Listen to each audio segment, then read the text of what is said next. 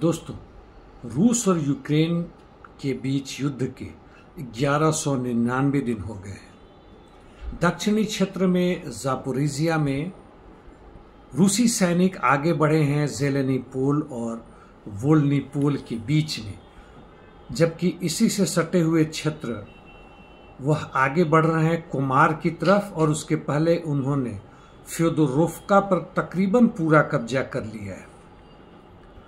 और भी इससे सटे हुए क्षेत्र में वेजिलोई के पश्चिम में आगे बढ़े हैं और दूसरी तरफ नोवोसरहिवका के अंदर भी काफी हद तक ये घुस चुके हैं और तकरीबन 2/3 हिस्सा पर कब्जा कर चुके हैं।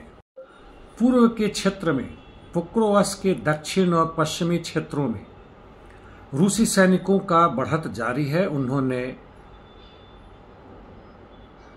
मालिनिवका पर कब्जा कर लिया है और पोपोयार की तरफ बढ़ रहे हैं।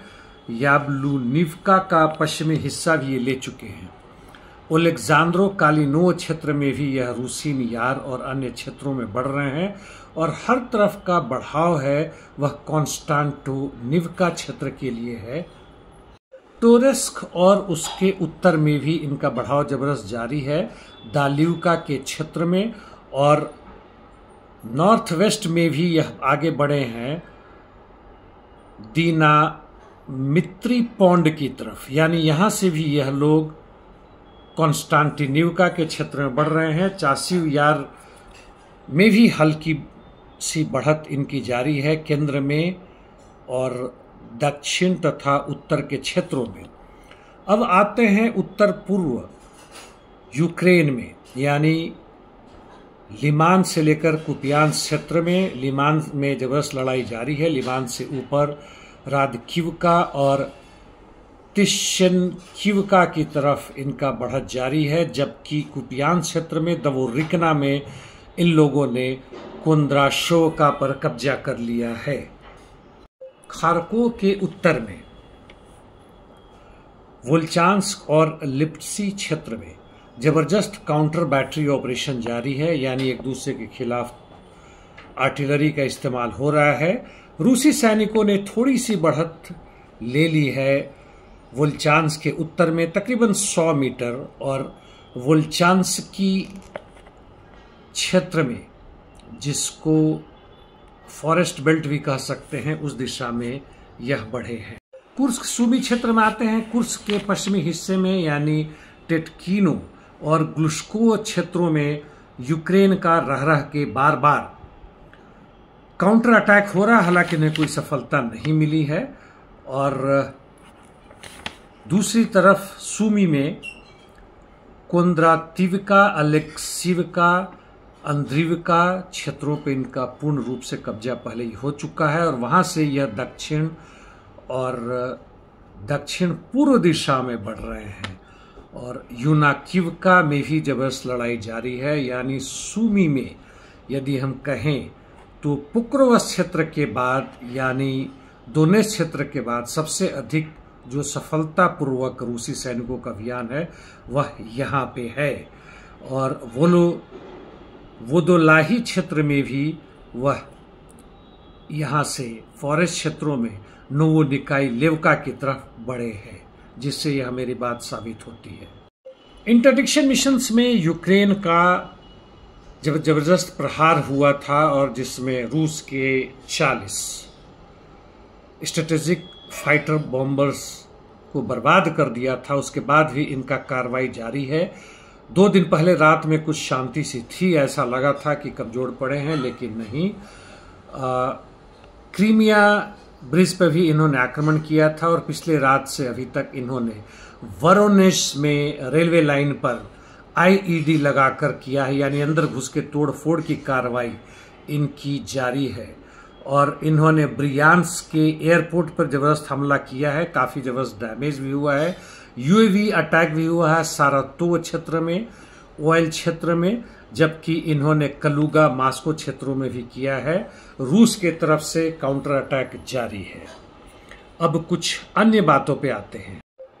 चेकोस्लोवाकिया रिपब्लिक ने 155 मिलीमीटर शेल का उत्पादन यूक्रेन के अंदर में तकरीबन शुरू कर दिया है। यानी अब नेटो के मेंबर्स सीधे के सीधे अब यूक्रेन में अपने सैनिकों को, विशेषज्ञों को और आर्म सम्युनिशन तो खैर भेज ही रहे थे, वह सब कुछ कर रहे हैं और पूरी की पूरी गाइडेंस इनका कंट्रोल है, जिसमें अमेरिका का भी हाथ है कि किस तरह से यूक्रेन के सबोटाज और उनके आर्मी यूनिट्स रूस के अंदर में काम करें ताकि रूस को पूरी तरह बर्बाद कर दिया जाए। जहां तक रूस के पास आणविक बम होने की बात है, यह इनको समझ में आ रहा है कि रूस के जो बड़े बड़े राजनीतिक नेता हैं, मिलिट्री नेता हैं और खासकर बड़े बड़े जो पूंजीपति हैं, मोनोपोलीज हैं, वह कभी भी आणविक या परमाणु बम का युद्ध नहीं चाहते हैं ताकि वो खुद उसमें बर्बाद ना हो जाए। इस बीच में लातविया के पार्लियामेंट में एक विपक्ष के नेता ने खड़ा होकर कहा कि जो आप कानून ला रहे हैं कि हम रूसी भाषा में बात नहीं कर सकते, उसकी पढ़ाई नहीं होगी, तो मैं बता दूं कि हम लोग भी 50% है और हम आपकी बात नहीं मानते हैं। इसके आधार पे उन्हें उस पार्लियामेंट से सस्पेंड कर दिया गया है क्योंकि वह जो आप बात कर रहे हैं वह अनएथिकल है। रूसी लैंग्वेज है, हमारा लैंग्वेज नहीं है, दुश्मनों का लैंग्वेज है।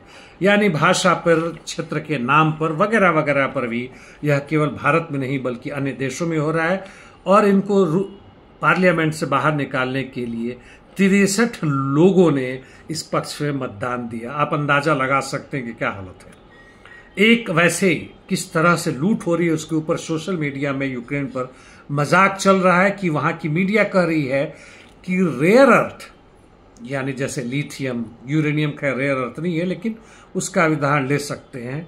रेयर अर्थ बोलने का मतलब हुआ कि वैसे जो बहुत कम मिलते हैं लेकिन जरूरत बहुत ज्यादा है, बहुत महंगे हैं, तो वैसे बहुत जबरदस्त मात्रा में है यूक्रेन के अंदर और उसका अब सौदा हो चुका है जेलेंस्की और ट्रंप के बीच में और इसलिए वह ट्रंप को धन्यवाद दे रहे हैं कि भाई यह खतरनाक है, इसका रेडिएशन वगैरह होता है, अच्छा है कि अमेरिका लेके जा रहा है, भले ही मुफ्त में है जो भी हो।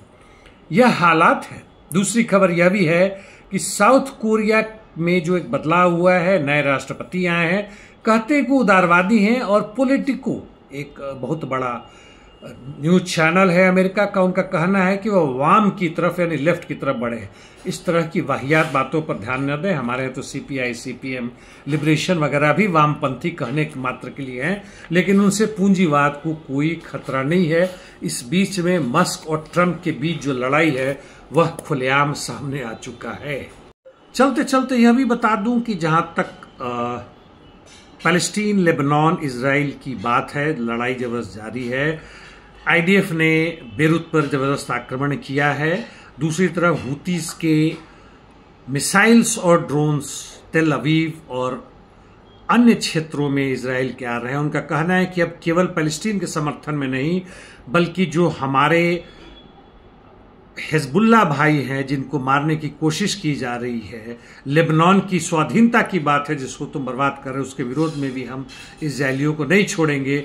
और इस बीच में सीरिया की एक इस्लामिक रेसिस्टेंस फोर्स है, उन्होंने भी कहा है कि हम लेबनान में जो आक्रमण किया उसके खिलाफ हम भर्त्सना करते हैं और हमारी तरफ से भी कोशिश होगी कि हम मारे। उनकी तरफ से भी कुछ मिसाइल आए हैं इजराइल के ऊपर।